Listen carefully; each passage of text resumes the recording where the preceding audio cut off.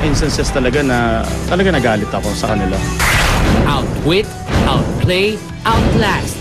Ito ang mahigpit na pamantayan ng ika-4 na installment ng reality show na Survivor Philippines, Celebrity Double Showdown. A whopping 3 million peso grand prize is up for grabs.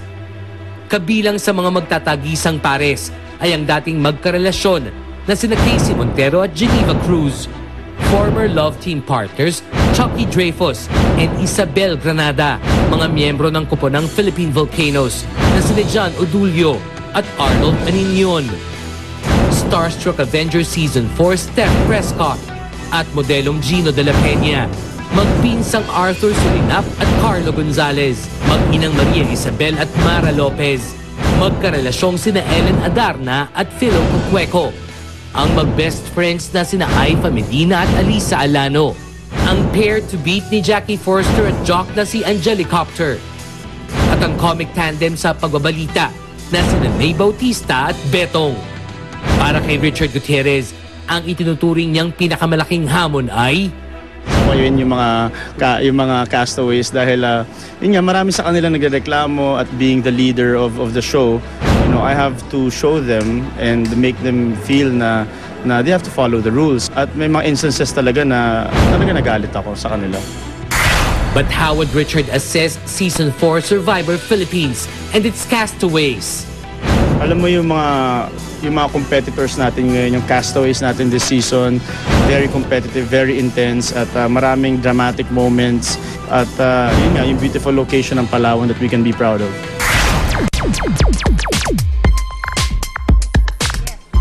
And right now, Richard Gutierrez and the Survivor Castaways. Magandang hapon. Okay. Magandang Richard, welcome back. Magandang hapon, Butch, sa lahat ng nanonood ng Star Talk. Hello. Napikon ka daw dito sa mga castaways. At paano at kung kanino? May specific person ba? I mean, okay lang magturo ngayon. Alam mo, Tito Butch, ganito lang kasimple yan eh. This season Survivor, yung mga castaways, marami sa kanila very strong yung personalities. Ikaw na, napaka-polite mo naman. Hindi, totoo yan. So nagka-clash sila sa isa't isa. Oo, pasaway na nga sinabi ko eh. Nag-clash din sila sa akin. So, pati sa'yo? Yung mga moments na dahil nga strong yung personalities nila, hindi lang sila sa isa't isa nagka-clash, pati sa akin. Hindi niya man lang ginalang yung host? Talaga? Sino dyan? Sino dyan? I don't wanna name names para abangan ng mga tao. Abangan na lang ng mga tao. Pero may mga instances talaga na may mga napagsabihan ako at ganoon lang ka-intense yung Survivor this season. Talagang very intense yung game.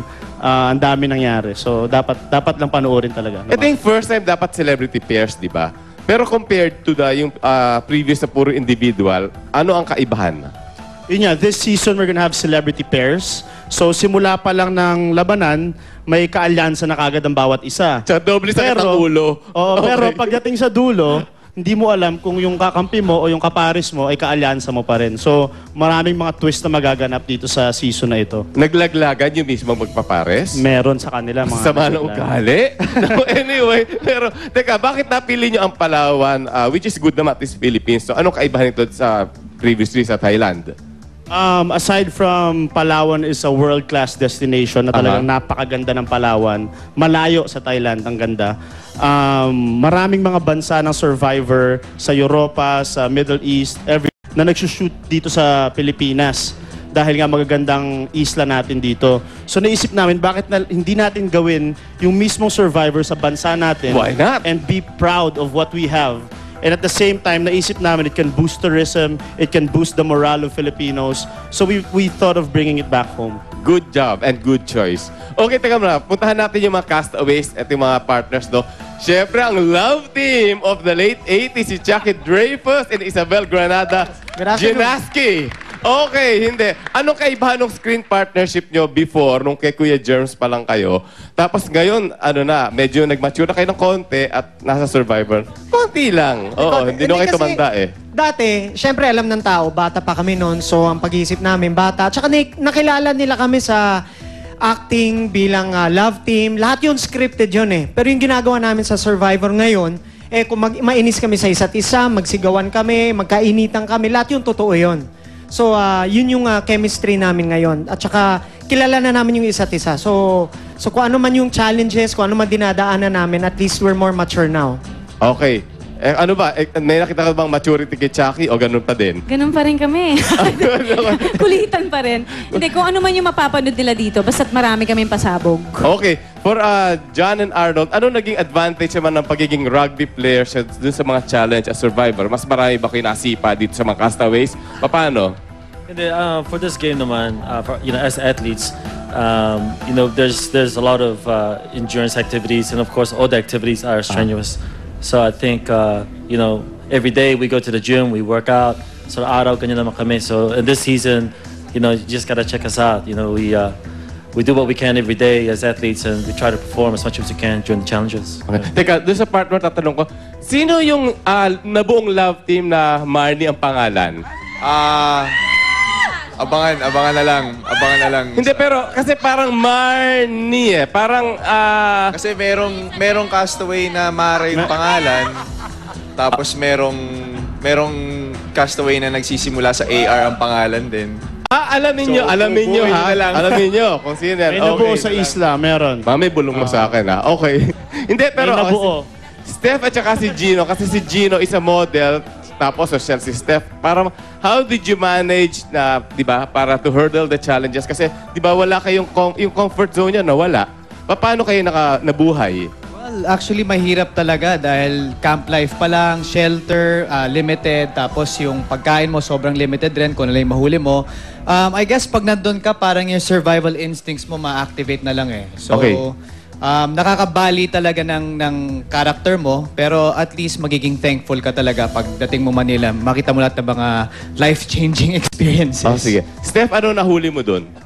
Nahuli ko? Oo. Parang ako ata yung nahuli eh. Ayun, lumabas nga sa mga tabloids na ako yung kinagat ng ahas. So para sa akin, sobrang unpredictable ang Survivor. You have to live day by day. Hindi mo talaga alam kung ano yung susunod na mangyari. So dapat abangan din ng viewers yun. Okay. Doon naman, Arthur, magpinsan, Arthur and Carlo, as castings, paano kayo nagsuportahan? Sa mga challenges, medyo nasisigawan ako nito eh. Aha. Pero okay lang sa akin kasi parang pinupush na lang ako. Kumbaga nagtutulungan kaming dalawa. Well, nakatulong din yung parang matagal naming pagsama. Parang magkapatid na kasi kami. So we grew up together. Alam namin yung timpla ng isa't isa. So nakatulong yun hindi lang sa challenges kundi sa camp life. Okay. Ito naman siyempre yung magnanay, no? Si Mara at saka Isabel, anong kaibahan as magnanay kayo sa isla o magnanay kayo sa bahay? Bago ko sagutin yan, tomorrow, Sunday, is the Italian Film Festival screening of the Talaga naman, award-winning nag-plug pa siya. film Kinatay ni Brillante Mendoza sa Greenbelt 3 Cinema 3 at 5:30. Q&A follows with my director and me. Tapos Cinema Manila Shorts in Competition, my movie series is screening at 9 p.m. sa Bonifacio High Street. At dahil di kayo palang pasaway na, ngayon palang Mara pasaway will na. answer that question. Okay, answer. Yung relationship namin mag-ina sa Isla ay parehong-pareho ng relationship namin sa totoong buhay. And mas nakikita niyo kung paano kayo magbakbakan, paano kayo mag-away. Kasi talagang pareho kaming strong personalities. Kami siguro yung sinasabi ni Richard kanina na malakas ang personalidad. So makikita niyo talaga yun, nagka-clash kami, pareho kaming controlling sa isa't isa. Ay, tell me wait about lang, it. bago kayo Okay. mag-stop, gusto ko lang imbitahin lahat sa naman na screening of my movie Ay, Happy like Land on mother, November like 15. daughter. Happy Land with Phil Young Husband and Mara Yokohama sa Market Cinema 4 sa Tuesday to. Bye! Alam ko na kung sino sinasabi Yan, mo. Ayun simula na. pa lang. Okay, alam ko na. Okay. Mga kapuso, patikim pa lang yan ng mga strong Ay, personalities. fight, Alisa. Beginning Patikim pa lang, wala pa Teka, yan. sandali. Kasali ka pala, Alisa. Kailan mo ginawa ito? Itong Survivor. Di ba ang tagal ko nawala dito? Nawala ka ba dito? Nawala. Napansin niyo ba? Parang hindi namin nahalata. Pero ano masasabi niyo na tumibay ba ang inyong relationship as best friends? Ako masasabi ko opo kasi mas marami kaming na-experience doon na minsan may time na magka-clash kayo pero na-try po namin ayusin lahat. Okay. Naging close at the same time, na-test din yung namin, friendship. Gumaling ang English mo. Siyempre, Okay. umaling. No split dito, no split. At siyempre kay May at saka kay Beto, ubos na oras namin, hindi na namin kita tanungin. Hindi. Ano ang nagbago sa buhay nyo? Amazing. Sa inyo sa tandem nyo dito sa Survivor. Yung timbang ko po, nabago po talaga kasi Okay, parang hindi ko rin nakita. Okay. From obese one, Obese one pa rin po. Hindi, marami nagbago. Mas nakita ko na mas matibay pala siya at marami pa siyang amazing, hindi ko po masabi. Basta abangan ho ninyo. Correct. Ako po, everyday talagang may natututunan ako sa aking kaibigan. Ay, nako, talagang, my God. At sa Isla Pong yun, talagang naging at home ho kami. Walang toothbrush, walang ligo-ligo. Kaya, nako, napakaganda po ng Isla. Hanggang ngayon ho, na-maintain ho namin. Okay, si Jackie, anong feeling naman that you're back in show business? We missed you. Thank you. I know I've been gone for 4 years, so it feels good na Survivor yung pagbabalik ko. Kasi, iba naman siya di ba? Parang iwas na ng gulo. Okay, and then I tried na umiwas ng gulo. Richard, again, please invite everyone. Monday na ba to? Okay. Sa Monday na po ito, mga kapuso, November 14th. Abangan nyo po yan, Survivor Season 4, the most intense season yet and the biggest season. At sa sariling bansa po natin ginawa, makikita ninyo kung gaano aganda ang Palawan. Ayan, sa Monday na po yan, Okay. Survivor Philippines. Survivor! At ito, ano ko abangan?